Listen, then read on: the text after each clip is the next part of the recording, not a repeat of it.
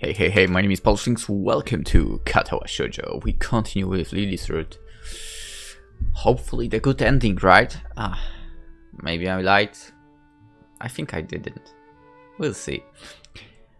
I feel very tired this morning. Just like me, even though I went to bed earlier. Probably because yesterday itself was a very tiring day. Except it wasn't. On top of that, I woke up far earlier than necessary. That's not true. After saying hi to Shizune and Misha, I started the work as instructed from the board. It really looks like today is going to be heavy.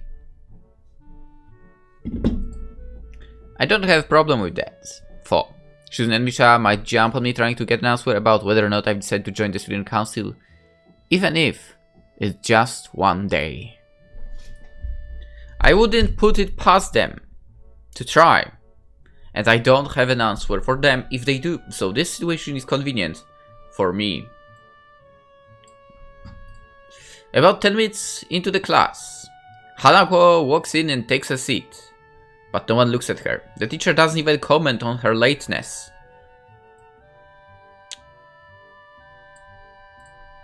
He does however stop us to say that we're going to break into groups again.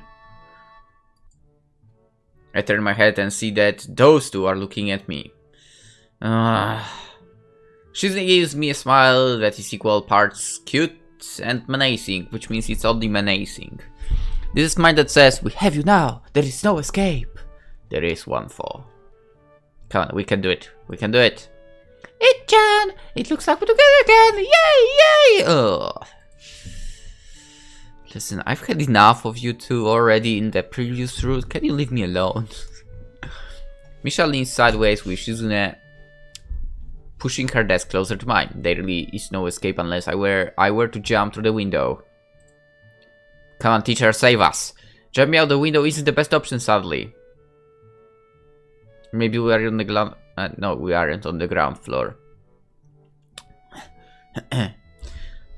Speaking of which, university time. Literally second day of lectures, I think.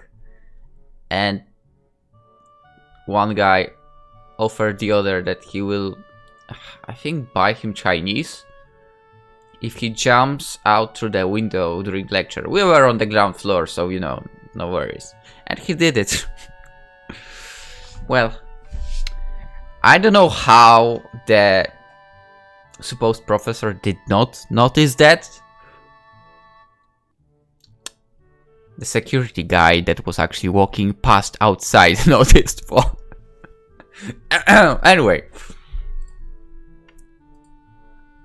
What's wrong, Hichan?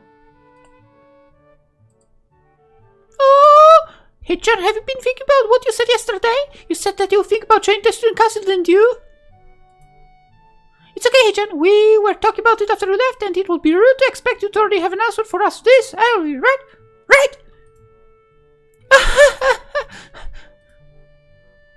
I'm so happy that you two are able to have a laugh at my expense. And even more pleased to know that you both know how crazy the two of you can be. I just can't get the proper volume set up lately. Now that that's over, Shizune snaps back into serious mode and smacks today's assignment with the back of her hand in an overly dramatic and important way. When I actually look at the stuff, it's mostly just reading. In fact, there are only two problems. I almost want to say something about how her rush to get started seems a bit much considering the small amount of work. In fact, Shizune probably knows how little there is and simply doesn't care. Yeah, it seems like this workload does matter to her as much as the fact that there is work. The actual amount is unimportant. She approaches everything with the same level of ambition. While I'm reading, I let my eyes wander around the room and catch Hanako trying her hand at solving the problems. It looks like she's working alone. I can't remember seeing her working with the other people before. Thinking back to how shy she is, it's understandable. Are we going to approach? Hey, that girl over there. Who hit him? Her, Hanako, over there. Does she always work alone? I think so, Hichan. Do you feel sorry for her because she's alone? I'll just think that maybe she could work with us or something. No, I don't think that would be a good idea, Hichan. Why not?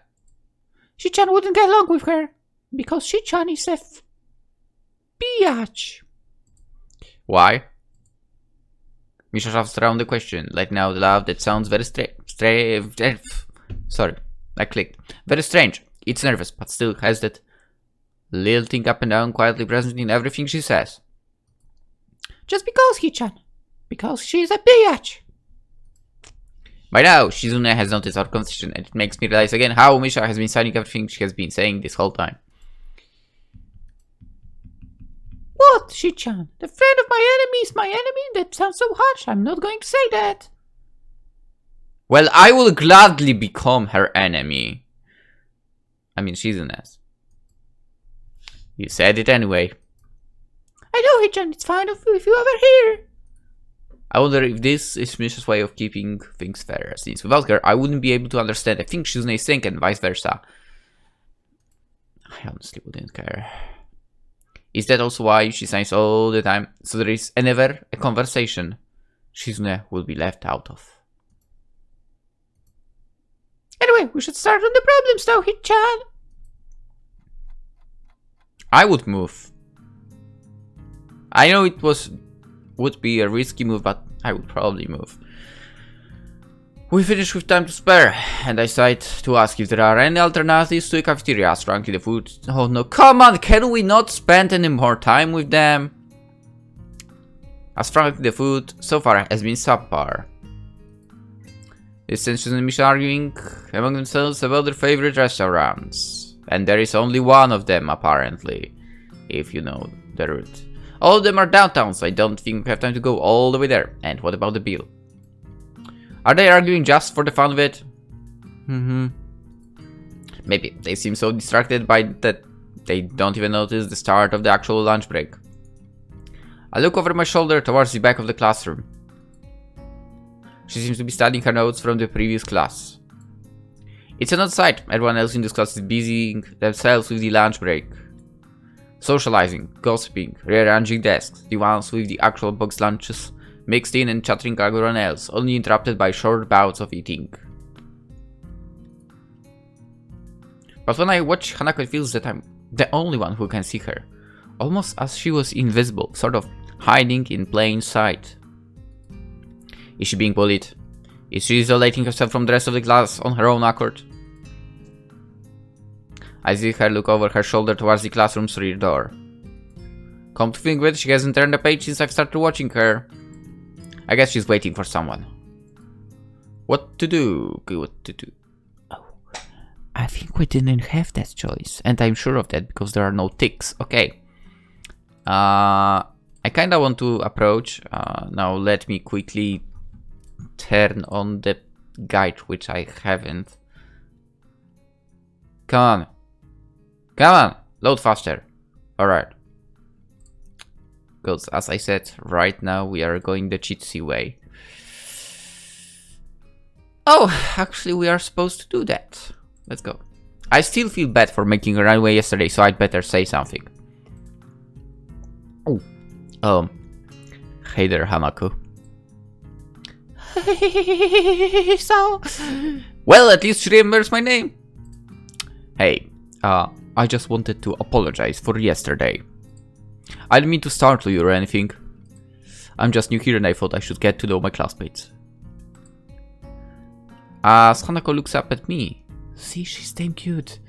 I notice her scaring once more. It's a little bewildering that you can barely notice it from across the room, but it's so noticeable from close up. That's okay. It was my fault. Nah, that wasn't anyone's fault, it just kind of happened. So, are you waiting for someone? I saw you looking at the door before. Yes, Lilly. Oh, you mean Lilly the blind girl?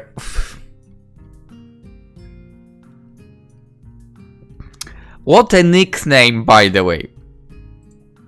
Hanako only nods in response, and I can't help but wonder if defining people through their disabilities is a faux pas.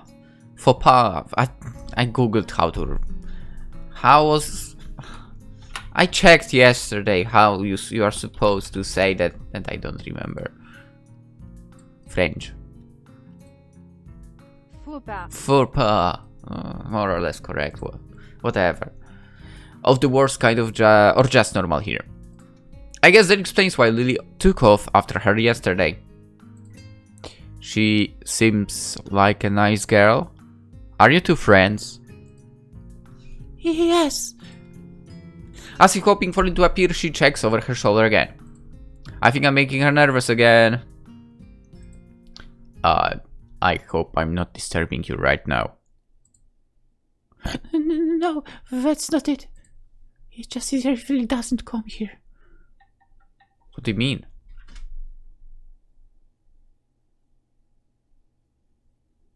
Oh, I was supposed to check something. I forgot. Whatever. Later. Oh, because it's hard to get around the classroom? Not really. Hanako's gaze drifts past my shoulder and towards Shizune. Shizune. Hanako nods again. What about her? Don't they get along? Hanako shakes her head. Clearly this is something she doesn't want to talk about. It does make a strange sort of sense. Shizune and Lilly not getting along so well. I mean... Yeah. Communication between the two would be all but impossible. That's not the reason. It's hard enough talking to Shizune through Misha, even when you can see whose hands are talking. Hanako is... I feel like my webcam is kinda crooked. Whatever. Hanako is so focused on Shizune that I am the first to notice Lilly at the door. Oh, she's here now. Hanako spins around to confirm this. Upon seeing Lilly, she moves quickly to the door. Lilly! Ah, Hanako. Good morning. Is the shitty president here? Yeah. Hanako glances over her shoulder at Shizune again, as if to confirm if she can't hear them, even though it's that impossible. I suppose we'd be best off then. Oh, so otherwise you would spend your time together over here. Okay. Lee's sigh and tone of what seems like frustration makes me raise an eyebrow. I guess there is some kind of enmity between the two.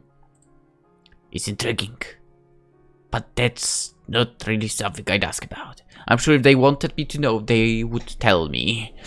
Can I go with you? Can I? Please let me go with you. If I'm supposed to spend the next scenes with those other two. No, I don't want to. It's only my third day here. I should be trying to make friends, not finding out why people are enemies. Still, it's a little fun to find out that this school has little feuds, just like my old high school. Even if people are more tolerant of others, they're still going to get on each other's nerves. Hey Lilly, how are things? I'm sorry I made you run off yesterday. Oh my, is that Hisao? I didn't realize you were here. It seems that Lilly is a little embarrassed about being so frank around me. Sorry, Lilly, I thought you realized. No, it's alright, Hanako. Hisao, please don't worry about yesterday. It was just a misunderstanding. If you say so. I'm still working this place out. Well then, I think you'll find most people here a lot more forgiving than elsewhere. If you're feeling a little confused... There is one person that is not forgiving for everything, for anything, actually. Yeah. But luckily enough, we are done with that route. I will be so hostile towards her right now, it's crazy. I mean, Shizune. If you're feeling a little confused, please don't be afraid to ask questions. Sure, I'll remember that.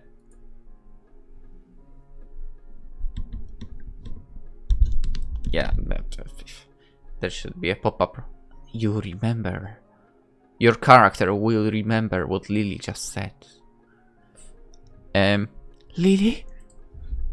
Lilly gives a small note of acknowledgement. I'm sorry, Hisao, but we must be off. Hanako really doesn't look all that comfortable here right now, and Lilly seems a little embarrassed.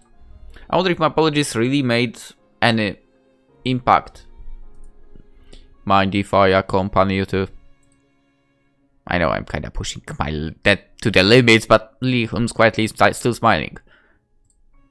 I'm sure that we could accommodate you, can't we, Hanako? She looks at Lily, then at me, and then she freezes wide-eyed. Sure? Well then, shall we go? I'm sure Lee wouldn't do this so easily if she saw how scared Hanako looks, but it can't be helped now. Declining after the deal is sealed would only cause confusion and problems. There it is. The most scary thing in the entire game so far. The paintings in the hallways. So we leave all three together. Yes. Lily walks beside the wall, letting her cane gently tap against it every now and then. Hanako comes along right beside her, so close that she's practically half hugging her as they go. Although it must make her walking that much harder, Lily takes it in stride. As we turn around the corner of the hallway, something hits me in the chest with the force of a steam train. Hanako shrieks a little and my vision briefly goes black. Ouch! Okay, so technically... Okay, I need to remember. Next, Hanako, Emi, and Rin will be at the very end. I need to remember that. Opening my eyes, I see a pair of saucer-like green eyes looking up at me. They belong to the perpetrator, a short girl who bumped into me and has now fallen down onto the hallway floor. Okay, so that situation is the same, but previously I believe we were with the other two, kind of. She wears a PE uniform and a very worried frown. The former strikes me as a rather strange thing to have on during a lunch break. More strike the dead voice that she doesn't have legs. Or she does, but they are not flesh and bone. Her pale and very much flesh and bone thighs end in shins and feet made of some black metallic or plastic-like material. They look disturbingly artificial and natural. It almost makes me forget that my chest is hurting. The girl winces a little, wraps her nose and jumps up. Oh man! Hey, are you alright? I'm sorry about that, really. I was looking where I was going because you just came out of nowhere. Sorry. She's looking really apologetic. In the hurt peppy way of looking apologetic. I quickly forget about being angry or anything, since hurt puppies are my weak spot. It's okay, don't worry about it. Ouch. I said, but there is a stinging pain growing in my chest, and I know that this is about the biggest possible danger for my condition. Don't overexert yourself, don't forget your medication, most of all, don't get hit in the chest. I try to wrap my solar plexus to chase the pain away, holding my breath in an attempt to hear my heartbeat.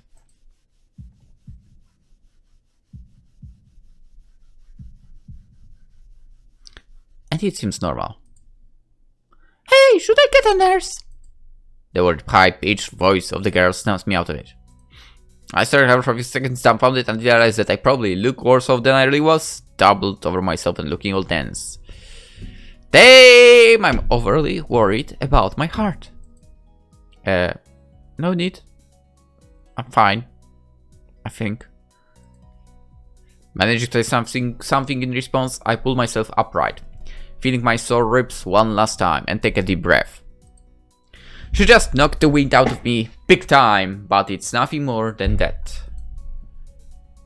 You sure you're okay? I hit you pretty hard. It's okay. I said I was fine. And nothing's broken. No harm done. That's good, I was... Hisao, what happened? She's not quite up to the speed for obvious reasons, but she sounds very worried. More than what the situation deserves, really. Someone just bumped into me. Nothing serious, just winded. sorry, it's my fault. I was just going to get some stuff and I was kind of in a hurry. That someone here is Emmy, isn't it? The little girl coughs quietly and shuffles her plastic or metallic feet, looking down them before saying anything. Hi, Lilly. Hanako? I guess the girls know each other. Do please try to be more careful. You might be sturdy enough to endure these sorts of accidents, but there are people who aren't. The girl blushes and starts to fidget nervously like a little child caught misbehaving. It's so cute, I find myself smiling! I know that I was just... I gotta go! Teacher, we'll have my head. I promised to help with printouts, but I went running instead. Sorry, but I'm gonna change everything. Whoosh! Before any of us can say a thing, Emmy has already bolted away, leaving the hallway eerily quiet. Does the kind of thing happen often around here? There are more rules in Yamaku than usual for running in corridors? In my school it was no running in corridors. Just that.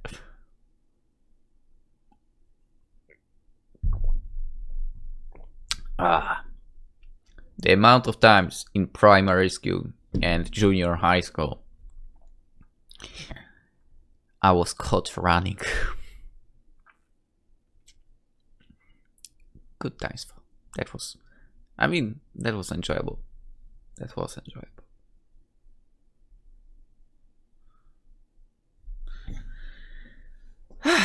Anyway. But that rarely stops Emmy, it seems. She shakes her head weakly and offers a slight composed smile. I don't think there's anything we can do to stop her, I'm afraid. Shall we be off then? Lilly heads off along the hallway, and Hanako hurries after her. The route to the room the two of us for tea is fairly simple to retrace, being still fresh in my mind from yesterday. Now that I think about it. Like, Lilly said you shouldn't be doing that because there are people, you know, if you bump into them, something bad might happen. She explained it nicely. I remember Shizune being more toxic with that. Damn. Really makes me dislike Shizune more and more now.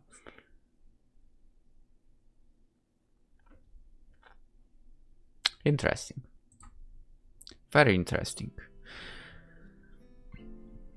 Anyway, Lilly and Hanako quickly go about the business of making lunch. Before I can even open my small bag of food, Lilly is busying herself with her thermos and tea bags, as Hanako is setting out both their lunchboxes. So, is this what you meant by coming here almost every... So, is this what you meant by coming here almost every day? Yes. Hanako and I usually have lunch here. It suits both us, so we ended up using this room regularly. After seeing Hanako's reaction to me over the past couple of days, I can understand why that is a boon. That and Lilly being able to get some quiet away from her class as well. I take my seat last, after Lilly pours the tea for us and sits down.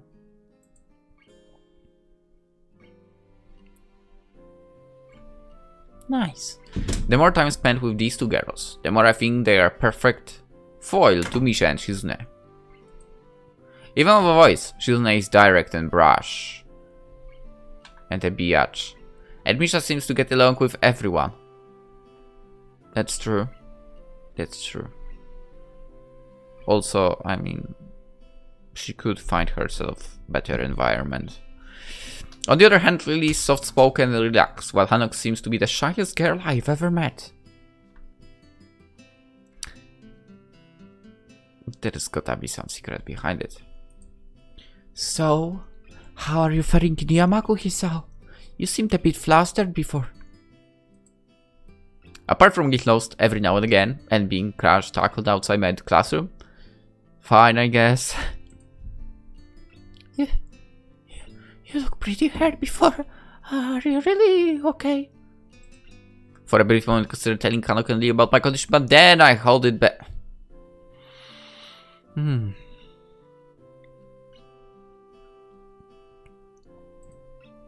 I can't tell why, but for some reason I feel uncomfortable talking about it to these relative strangers, even though they have been pretty friendly. I know his condition is different and so on, but at the same time it feels kind of unfair. You know what I mean? Because, like, the girls have the visible conditions, right? So you know them right off the bat. More or less. He has something that nobody knows about, and he's not willing to tell about it at all. I mean, sure, I get you don't feel comfortable about it and so on, but still, like, it still is sorta a little bit unfair. But, you know, I understand. Let's give it time. Then again, with all the routes, with the other two, Shizune and Misha, we've completed. Not even once he mentioned to them what was going on with him. So it feels like they never learned. Is it going to be the same still? Yeah, it's nothing. I was just a bit startled. Judging from the two girls' expressions, I don't think that they're buying it, but in what I assume is their way of respecting my privacy, they don't press the matter. I guess this is one of the unwritten rules around here. Don't ask. Even if... okay. Even if people's conditions are obvious, like Hanako's, there is still bound to be a story involved. I mean, then again, maybe it's not the condition. It's like... Still, they were sorta in the same spot and they understand you might not want to talk about it. Right? Everyone has things that they don't feel comfortable speaking about, and I think everyone has here recognizes that. So, how long have you been in this school? You both seem to know your way around pretty well. Well, I've been here since the start of high school, but only moved into dormitories a year ago. Yo, my theory might be confirmed. About what I said before, kind of. Hanako joined at the start of high school as well, and moved to the dormitories when she did, if memory serves me right. That's right, since high school. So, you've known each other since then? Since I moved, yes. Hanako lives next door to me, so it's only natural, right? Right. Yeah, of course. I know my next door neighbor of sorts in the dormitory as well. Already. Living next to someone is probably reason enough to befriend them, for I'm guessing that Lee's blindness played a part in it as well. I can imagine Hanako easily making friends with someone who has to deliberately avoid looking at her scars. With the immediate conversation dried up, we start to eat our lunch. For now that I think about it. I mean, I know it's a little bit different. Scar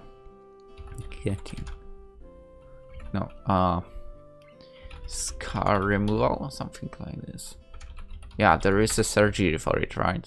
I mean, I assume it's super costly, but yeah, there you can surgically remove a scar. That's true. I mean, I thought that I read about this before. I just had to check if I was correct about my thinking. But let's not get into it now. With the immediate conversation dried up, we start to eat our lunch. It isn't long before the bells are signaling the end of the break. Like me, the girls pack up their lunches as efficiently as they set them out. I guess I'd better be off. Are you going to go with Hisao, Hanako? Hanako looks at me, and for a second I can see that she is considering skipping class, maybe just to avoid walking in the classroom with me. Yes. I don't know what to think of it. Hanako really is delicate to the point of breaking if looked at in the wrong way. It makes me a bit nervous too, but I push everything aside, trying to be as natural as I can. We should hurry then. Class has already started by the sound of it. Lilly gives a nod of farewell as she bends down to take her cane. Hanako and I filing out before her. We walk quickly down the empty halls to our respective classes. As we reach the door to Lily's free to classroom, she turns towards me. Hisao, thank you for sharing lunch with us today. My pleasure, Lily. And with that, we part ways, Lily entering the classroom and leaving Hanako and me to make off to our own. She's still looking like she wants to run away. So, do you really want to go back to class now? Yes? Okay then. I feel like I should say something more to her, but it's hard to go out with anything that would be appropriate and safe enough. And he was right. The more time we spend out here, the more explaining we have to do. I open the rear door to the class and walk in. The teacher looks at me and opens his mouth to say something. Yo! However, as Hanako follows me in the class and closes the door, he simply nods to us and continues his lecture. I mean, you know, I don't know what exactly is the meaning of all of this with Hanako.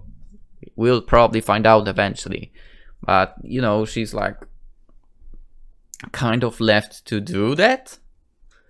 And I think I understand that she's kind of vulnerable, you know, mentally and so on, I guess. So they don't push her, teachers involved.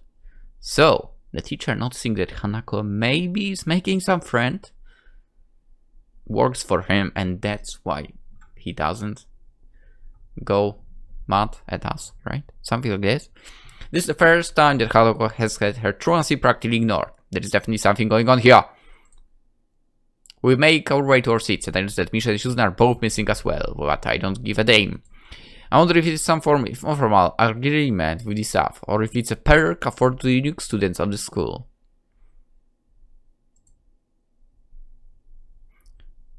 Kind of a weird way to describe it. Trying to make as little disturbance as I can, I extract the relevant textbooks from my bag and start catching up. The class goes on quietly. The teacher seems like an okay person despite the weird first impression I got, and the material is relatively interesting. However, the way that he teaches is really bizarre. It's as if he expects that everyone is a natural genius. Nice. Maybe he's a genius, that's why.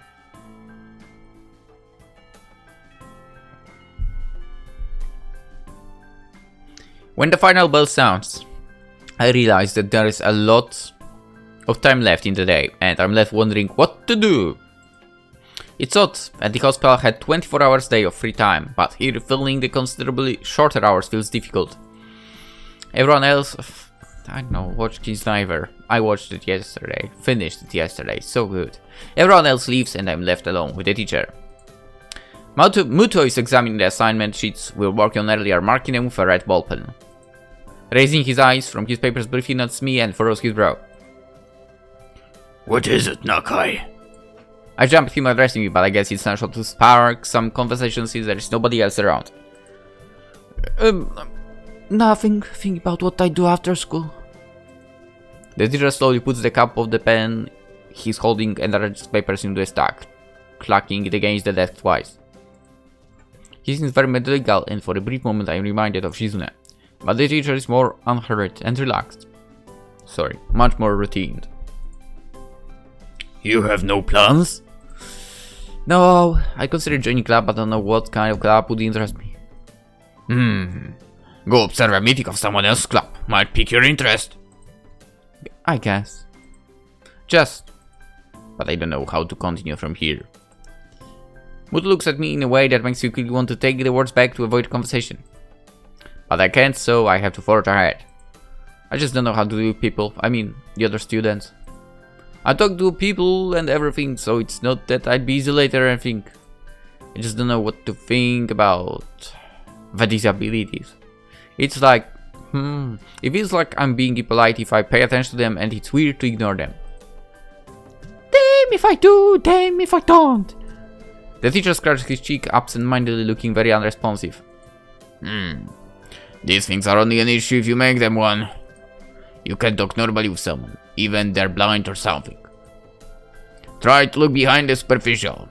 There is not a single student here who isn't just a normal kid behind whatever they may seem at first glance. He's right. He says the same thing as Yuka did. I know they're right, but it's hard. How can you not consider, for example, Shizune's deafness, when the only way to communicate with her is to talk through Misha? Technically, it's not the only way. Or Hanako, it's not like you can ignore her face. But I'm trapped by the door of the classroom suddenly slamming open. Teacher! Misha crashes in. Oh no. Hands straight enthusiastic greeting, her voice loud and lively enough to wake the dead from their graves. She starts towards the teacher's desk with her bouncing step, hands energetically swinging with the rhythm. Muto, visibly dismayed at the interruption, Misha in general slumps in his chair. Mikado. Misha stops in her tracks and looks around closely, as if she's sensing from his tone that something's wrong but has no idea what. Yes? We have talked about volume control before. Yes! But she doesn't lower her voice at all, and the teacher just wraps in his eyes. I feel like now, I just thought about this right now, because we know she's loud as heck. For her text, I should really push through the sounds to their limits. I won't be doing that for... I mean, for the safety of everyone's ears. So what is it? So what is it? We need help. We're running out of supplies for the festival stands. This is a distress. I want to say disaster. She waves a pink slip of paper she's holding around. So, go get more supplies from the art room. What's the problem with that? Plywood. Plywood is always a problem. Last time we wanted more, there was only a little, but that time we just took it all and went with that. Now there's like none left there, so do you know where there is some? I don't understand. How would I know? Shi-chan, I'm the president, thought that the teacher would know if there is a plywood. Was she wrong? Muto looks like he's in great pain, frowning with his entire essence, and Misha doesn't get it at all. Looking at the two of them communicate is terrible. Like looking at a man being tortured by draining his skull open while blasting pop music at full volume at the same time. Yeah. I'm afraid I have no idea if there is any plywood in the school, let alone where it would be if there was any. Oh, what should I do? Perhaps try to find Mr. Dominia. I mean, I'm quite sure he would know where to find everything you need. You'd have to pry them from his cold dead hands, but that's a different matter. I don't have time, we're so busy. She holds her head with both of her hands, looking at it again, as it's possible for a person like her. Without even noticing, she crumbles the note she's holding against her hair. I shouldn't even be fetching these things. There's so much to do, and we're falling behind the schedule. Don't you dare, Muto! By the way, Mut looks at her gravely and then suddenly smiles. Smiling doesn't really fit his face. I think it better... Don't you dare! I wonder if you could get some temporary help. Don't! He switches to strength even focusly with hard expression as if trying to say, Go make some friends! I guess I can give you a hand. No!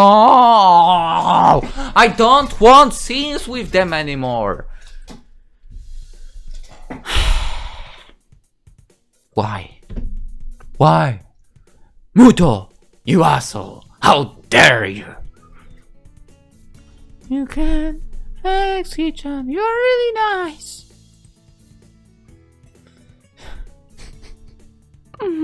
Why? Gods of gaming, why? She pauses, does a double take, and then points at me with her finger, yelping, and looking very puzzled. Come think of it, what's Hichan doing here? Class over, you should be having fun. We just had a little chat. Oh no! It's not detention, is it? Are you in trouble, Hichan? No, I'm not. Is Hichan in trouble, teacher? No, he's not. Muto sighs deeply and I feel that I have to help Misha to get her off the teacher's back. Let's go running or something. Anything but helping them. So what do you need? Here is a list. I can try to find the plywood from somewhere if there is none in the art room. She offers me the note she's holding. I take it. Sorry. Hesitating a bit. I still can help you, but this has no implications on whether I'm joining the council or not. And it means I'm not. Still, thanks, John. Try to be quick. We are in the stall building street now. We must hurry. She bounces out of the classroom, leaving me and the teacher looking at each other with something that feels like a silent agreement. Oh my god, what a nightmare. Well, there you have it, Nakai. You have something to do now. Please, don't sound so smug.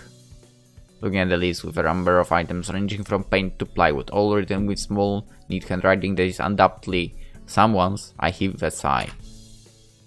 I'll be going then. Waving the long list limply at the teacher, I exit to the hallway. The classrooms closest to ours are designated belonging to the classes 3, 1 and 2 on the right side and 4 on the left side, each door looking exactly the same. Further down the corridors, still with identical doors and rooms that I didn't think were used for classes. I guess the art room is not a classroom as much. I carefully push open the furthest door and peek in. It's a classroom, but it seems rather badly kept or not in use. Am I in the right place? Desks and chairs are all around the room, a thin layer of dust settled on them. There are some easels in the corner, so at least this looks like the right place. The room is flushed in sunlight from the big windows, shadows creeping all over the desks. Specks of dust are dancing in the stagnant air, making the beams of light almost visible. Jokingly, I call to the empty room. Anybody here? Something catches my eye and I stop mid-sentence. Sitting on the desk is a short-haired girl curiously wearing a boy's uniform with a fork between her toes, a morsel of food stuck firmly on the end. This odd way of dining seems to be caused by her apparent lack of hands, but her presence here is what takes me back even more. How'd I miss her before? She's sitting in a corner, very still, but I still somehow took her as part of the furnishing or a statue at first glance. I'm not being too observant today, asshole. The girl seems to be frozen in place, staring at me, with her huge eyes like a rabbit in headlights. She's staring at me, her mouth wide open, ready to accept the fork. Have I mentioned before, like of all the girls we've met so far, I'm most curious about her and Hanako. I'm staring at her, my mouth wide open, suddenly remembering I didn't finish my sentence and trying to think if I should. This weird stalemate keeps us both stunned into silence, punctuated only by the wall clock ticking rhythmically.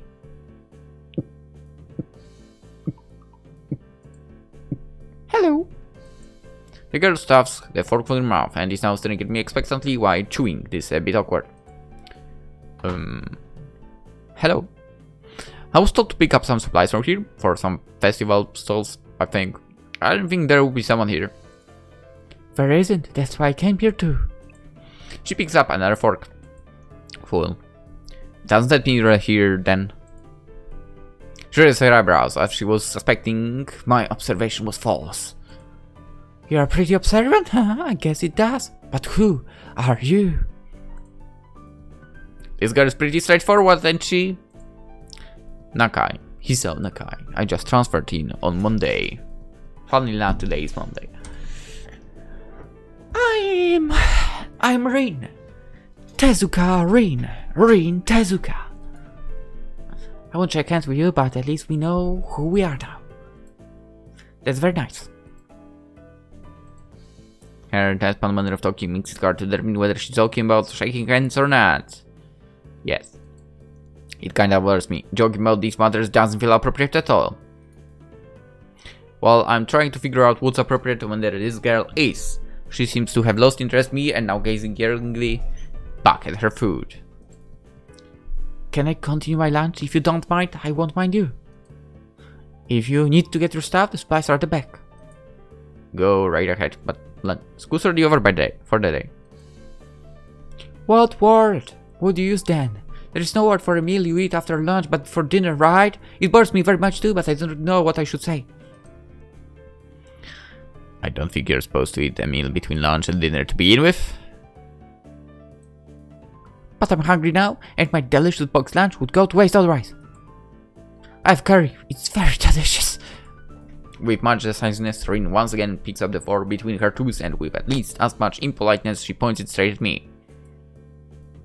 So, Nakai, what brings you to this place? Like I said, I was told to look for these things. No, that's cool. From outside you look fine. Is your problem inside? I come to a full stop, opening mouth, but not getting a word out. I can guess. I'm good at guessing. Better than most people. Rin cuts me up before I can answer a question, or skirt around it somehow. I don't know which I would have done. I froze in front of the issue again. I haven't even told anyone here about my condition, or maybe it's only because it hasn't really come up.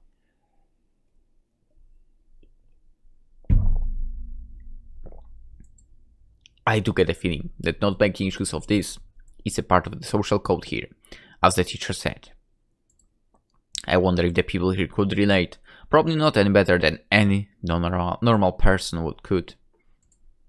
I can't relate to Shizune's circumstances or Lily's either. Naturally, while I go through this in my head, Rin keeps considering what my condition could be, with an overly contemplative look on her face. She puts her work between her lips, lays back, looking at the ceiling as if the answer was written up there. A beam of light illuminates her face from the window side, creating a mask of dark shadow on the other side. I don't think it's anything in your head, and something in your guts would be boring the ordinary, like this lunch of mine, and less delicious.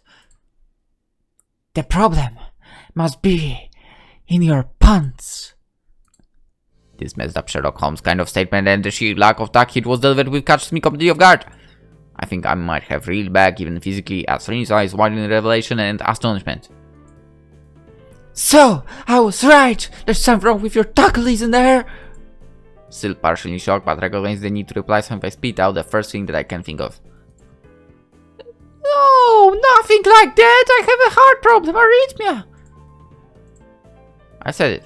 More like blurted it out. But I said it! Oh. So basically Rin is the only one that knows.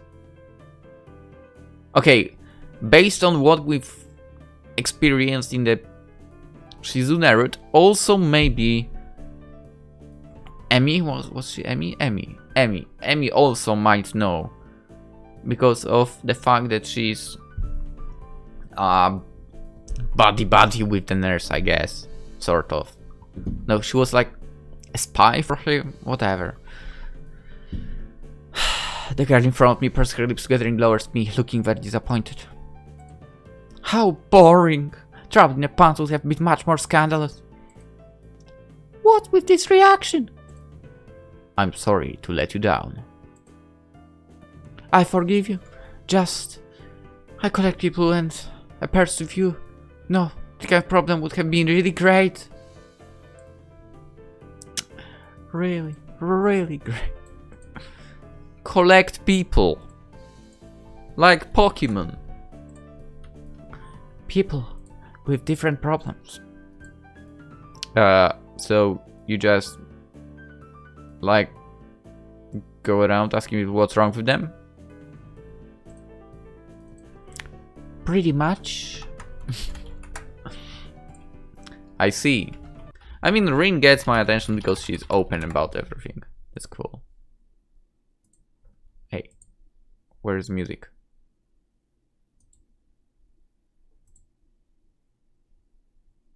Did I somehow disable the music?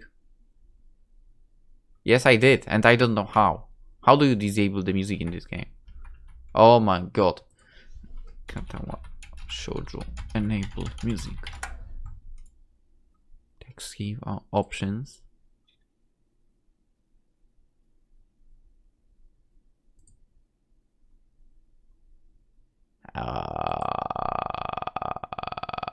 Well, that's problematic. Can't hear music. M, okay. I didn't even press the M. What the heck? That's weird. Tick, tick. Okay, the mail was opened. cool.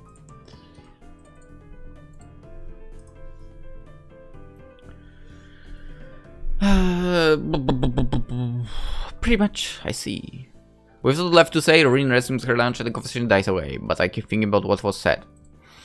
It's the first time I told anyone else about my condition. All the other people have either known about it already, nurse, or heard about it from someone else. Or did need to know about it, like every other student here so far. Should I have told it as a natural part of introductions? Is it expected of me? Hi, I'm Hisao. I have a very serious heart condition. Is that how I'm supposed to go around here introducing myself from now on? As if our disabilities would define us. What a disgusting thought. Or maybe this Tezuka girl just has an unnatural interest in such things. As I walk back to the back of the room to pick up the items on Misha's list, a chance opens to Sadrin from the corner of my eye. Her hair is a burnt upburn, almost orange and cropped short. Long hair would probably be impossible with no arms. The boy's uniform and the lack of the arms make her look very thin, almost scrawny. She's not particularly pretty, except for that's not true. For her murky green eyes with flicker restlessly from below her short bangs, evenly sheets.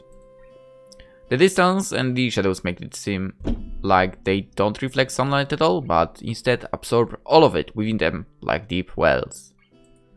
She moves her feet up. Whoops. She moves her feet almost as deftly as a normal person would use their arms. However, I can see how this sight could discomfort people, especially while eating. It makes me feel a bit uncomfortable at least. Oh. I hastily think about the word unnatural, but it's too late now, isn't it? I keep searching the cabins and shelves for Misha's things, but after enough time passes, the silence grows too uncomfortable. So I try to force some conversation out of this strange girl. So, do you always eat alone and this late, or do you hit the occasional visitor? Visitors? Maybe you are my first occasional visitor, but I don't always eat alone either. Sometimes I do a certain person on the roof, if she's not horsing around. Emmy. Horsing? She likes to do sports. Oh. And that's all I can think of to say. Both of us fall silent again, as Rin forks the last bits of her meal to her mouth.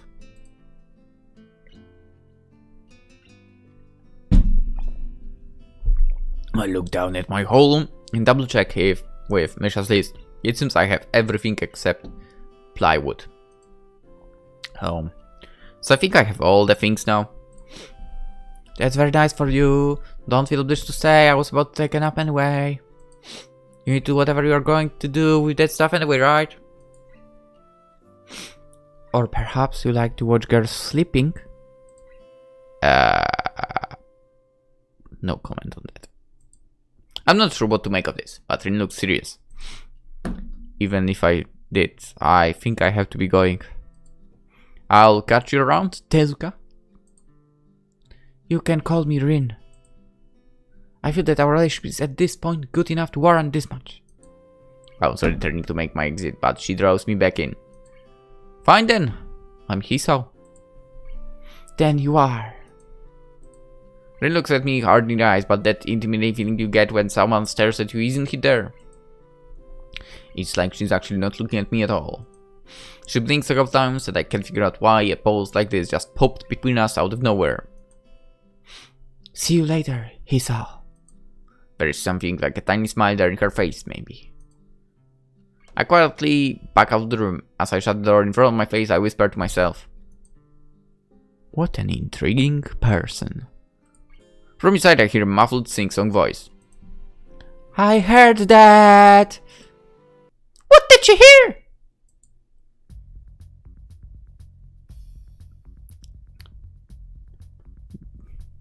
Yes. I jump at the sudden appearance of Misha, who I had known her approaching by the completely empty hallway. Somehow she had gotten to jump distance of me without making a sound. Creepy! It briefly reminds me of Kenji's nutty theory about a global feminist conspiracy, but I pushed that for the side. Maybe I shouldn't fall. Oh, not you! Shizune, standing slightly behind Misha, looks off as she couldn't have heard the remark that drew Misha's attention, but Misha is visibly excited. No, wait. More importantly, who is in there? There is no club meetings today. She tries to curiously peek past me, even though the door prevents her from seeing anyway. What's her doing here? You took so long that we had to come check what's wrong. That's no good here, John. She wags her finger at me scoldingly. I found plywood, but everything else is still missing because you're tardy. Oh, sorry. I got the things here. Was just going to bring them. I think you were up to some mischief, John. Who was in there with you, I wonder? Misha saying something quick to Snap, pointing at her own ear a couple of times. She immediately pushed her way past me and opens the door into the classroom I just left. I can only imagine the shock she's experiencing. With Shizune's diligence and attitude, the useless of draining to the face school property by sleeping on top of it must be too much to bear. Indeed, she stares at Rin, frozen in place, apart from a slight but noticeable trembling of her shoulders, from suppressed rage, I'm sure. Instead of blowing up, Shizune just takes a few deep breaths, adjusts her glasses, and slams the door shut, turning to sigh furiously at Misha. Okay, can I just say Shizune is weird as freak?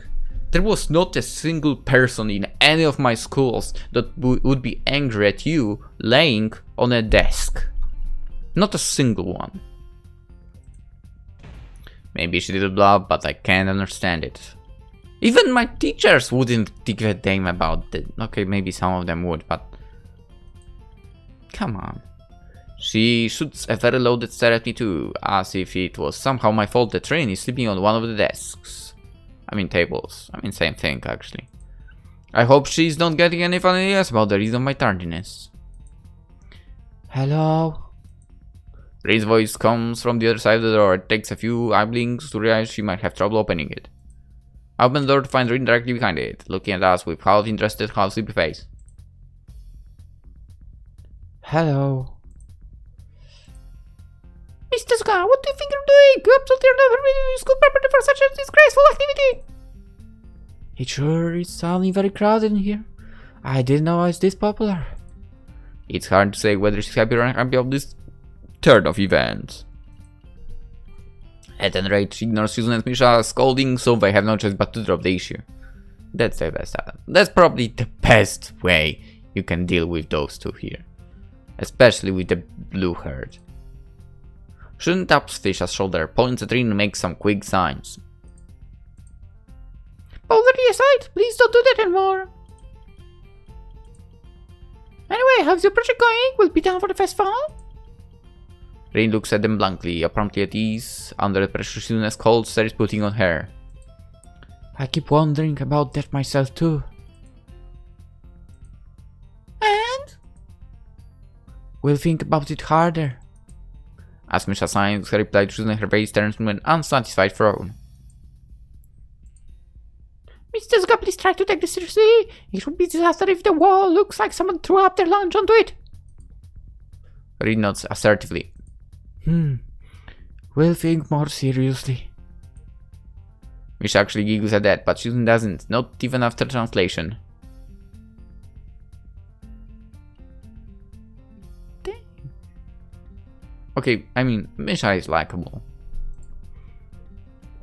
Imagine if Shizune was not there. That would be so good.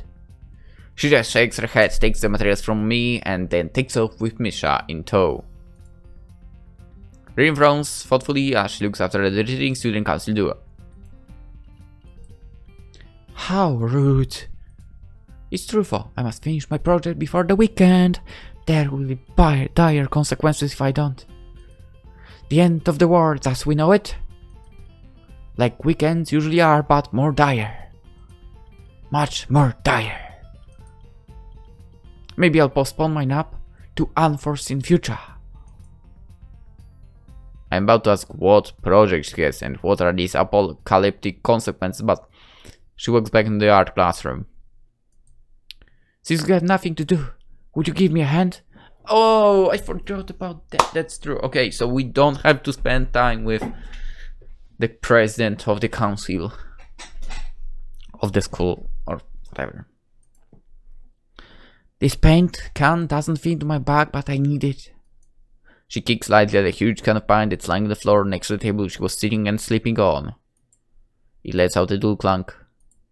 Being the gentleman I am, I naturally pick it up.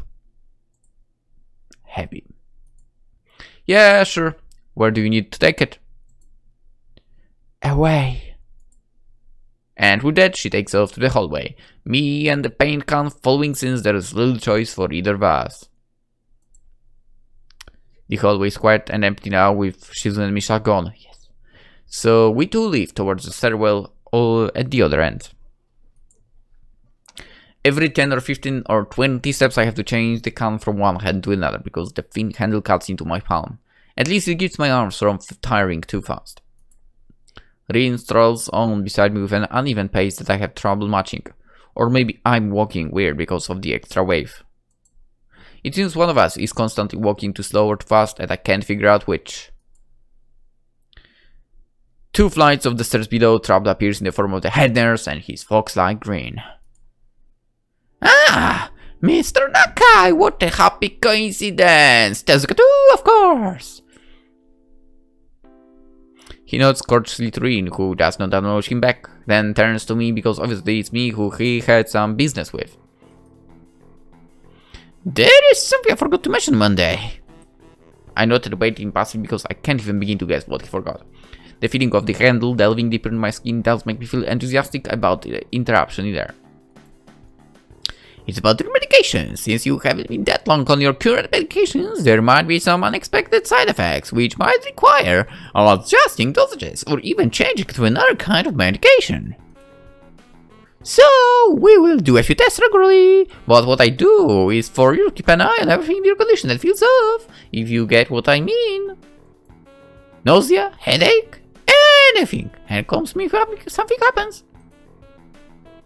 Alright. So, how are you? Everything fine? I give up and drop the can to the floor before answering him. Apparently this takes longer than my biceps can handle. I'm about to say something generic as an answer, but then I realize how often I've done that lately.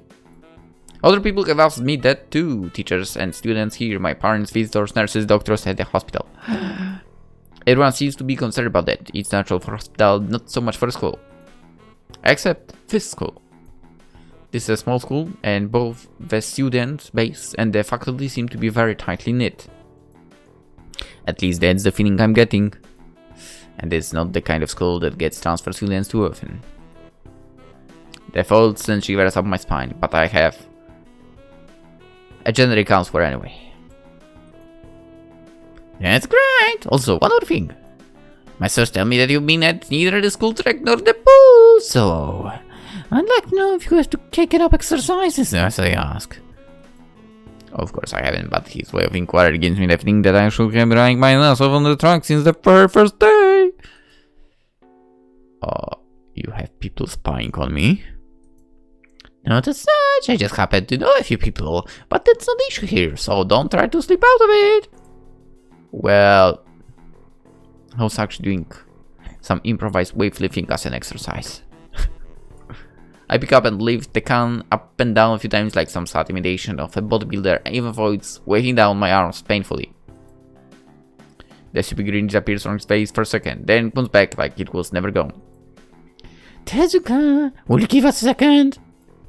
The nurse grabs me by the shoulder without waiting for Rin's permission, which he didn't need in the first place, and drags me aside. When I told you to exercise, I wasn't joking. I understand you are still on your first week and all, but please don't ignore the importance of this. The reason going down is hard on you is that habits are not easy to form. The more you sleep and postpone, the harder it will be. It's the same with everything like dieting. Can you promise me to be more serious about this from now on?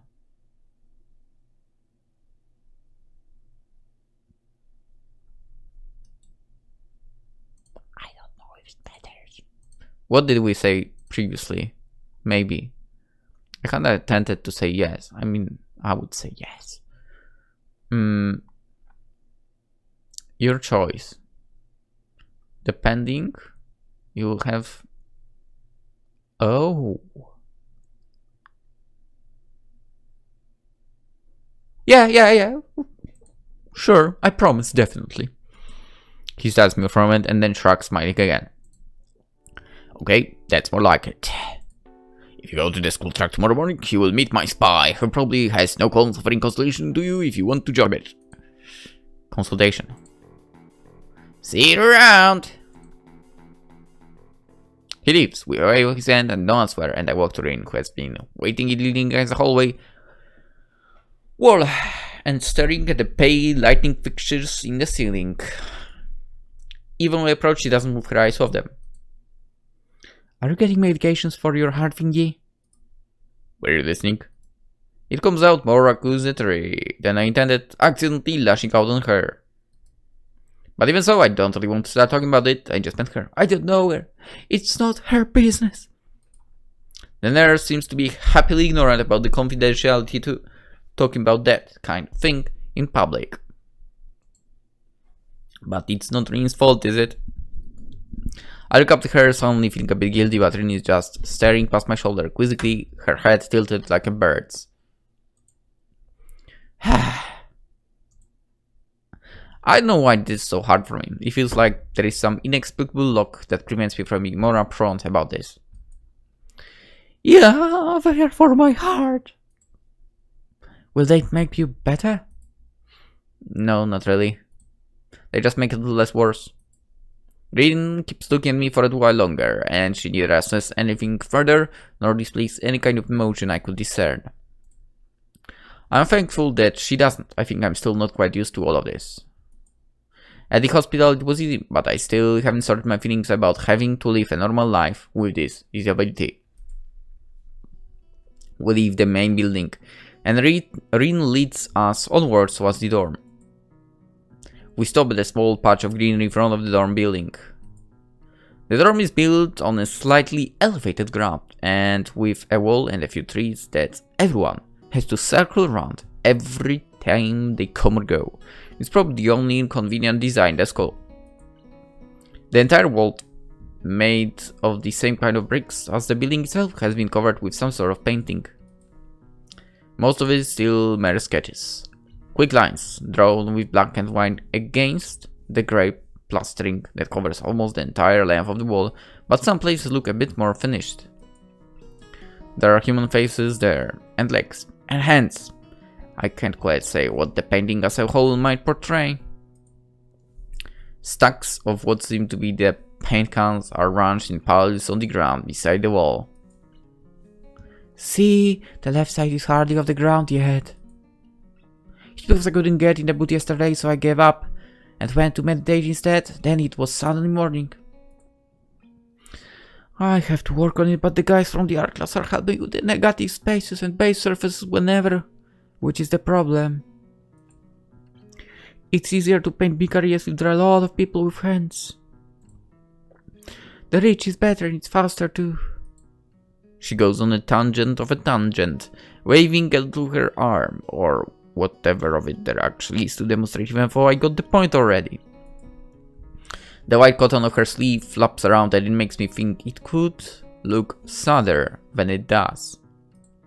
But it makes me feel out of place, like almost every tangible reminder of the student basis special properties has in the past few days.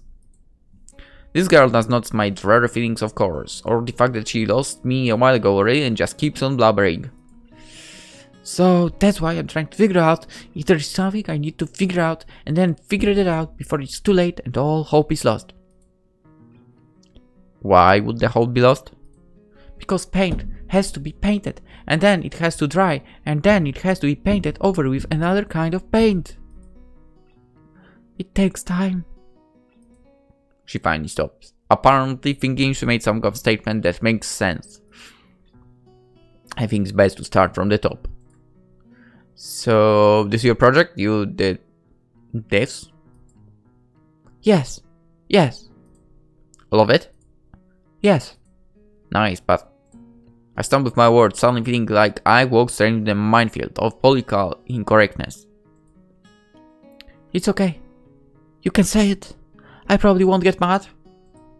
I blush really hard. I don't really know what would be the right thing to say, if any. It feels that I'm way more sensitive than Rin is for. This is really awkward. Don't you want to ask? How do you paint without hands? See, I'm an easy person to talk to, right? With my feet. Yeah, I almost guessed it already, but isn't it hard to do? You're good at guessing. Anyway, I don't think this, but maybe I'm used to it by now.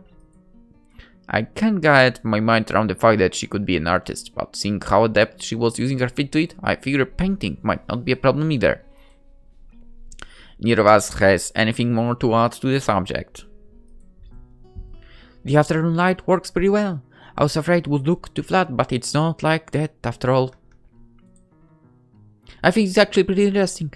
I want to see what it looks like in dim light. Do you think it's flat? Well, paintings tend to be flat. Not like that, flat, flat, like some people are no substance, no meat, where there should be some. I know a few girls who... Okay, I get it. But I couldn't read that. I'm not that good with art. I can't name many artists or artistic terms. So I don't have anything to say. Reconstruct her shoulder. I mean, getting to what she was talking about. She definitely does not belong to the no meat group. Reconstructs her shoulders. At that, saying, suit yourself, without saying it, and looks up at the sky as if trying to look for something up there. I didn't think I'd get any actual work done, but if you give me a hand with the paints, I could do it before it's too dark. Okay, I want to get a halogen lamp like the ones they have at the sports track, but there aren't any. Really sure is quick to recruit my help, as was Shizune. Except I did not want to help Shizune, obviously. And over here I won't. It really makes me feel that the festival is such a big project that every pair of hands is needed. Why not? I'm not really sure if I can be of any help for. It's just mixing some paints, you can do that probably. Do you have motor control problems like you know? Those people who have some? Cerebral palsy maybe? Not that I know of. I get it. Hard thing has nothing to do with that. She gives me a sly look for no reason. No, it doesn't. Let's do it then! So, she sits on an empty wooden box and very naturally picks up a white brush between the toes of her bare right foot. I open a few of the cans and pour some of the contents into shallow bowls of mixing. Oh god, yawning turns on. Great. The thick paints flow lazily from the can to the bowl like syrup. I mix them, creating funny, hypnotic swirl patterns that met quickly into each other to form a new monotone hue. Rin sets to work, every now and then asking me for a hand with something or the other. Finding different brushes is easy enough, but mixing the paints to the exact tone this girl is apparently seeing in her head is a frustrating ordeal. She wants precision down to the last millimeter before she's satisfied, but her instructions are obscure at best. Add half a splash of green. I crouch down to pick up the can of bright green. The other green, this green. I carefully pour some of the other green paint to the mixing bowl. No, that's almost a whole splash. More white. Is green a good color to add? No idea, you're the artist here. A hint of smile appears in the corners of her mouth. Do you lack an opinion? No, I have no idea. It's okay, because I just got an idea. Add more white. With this exclamation, pour a minuscule amount of white into the bowl, mix it. It looks slightly whiter. That's not good. It has to be like the color when you wake up and you know that you saw the meaning of life in your dream but can't remember it. Maybe it's yellow. Despite the impossibility of mixing color like the change of seasons or any other nonsense that's being imposed on me, I find myself enjoying it more than I thought I would. Seeing a painting being born on the plus. Can we see actually? Give me a second. No, I don't see any changes at the moment. Seeing paint being born on the plastered wall feels like magic. I spend the months I've been between mixing paints, crouching down the paving and just looking at her work. It feels slightly intrusive at first, like breaking some imaginary intimacy, but really doesn't seem to mind the least bit. Maybe just in my head. Her entire presence emits a completely different air as she patiently works the details, adding layers of paint on top of the other layers of paint, steadily moving her foot across the wall to add new shapes. When I manage to produce a passable mixture of paint, the rare smile on her face is oddly rewarding. Apart from the few words when discussing paint mixes, neither of us say a word for the longest time. And even those short discussions soon evolve into a shorthand, both of us developing and using weird impromptu code words for various paints and hues. As if there was some need to conserve words and breath and sound. Oh, now it's added. Okay, nice. We stay there late in the evening until it becomes too dark to paint properly. Would need those Halloween lamps she wanted, right? Okay, let's end the episode here. We'll continue tomorrow. Hopefully more meeting with Lilly and Hanako, or maybe just Lilly. Or maybe just Hanako. We'll find out sooner or later. And by that, I mean probably tomorrow. For now, hope you enjoyed. Hope to see you in the next episode. And of course, have a wonderful day. Bye bye.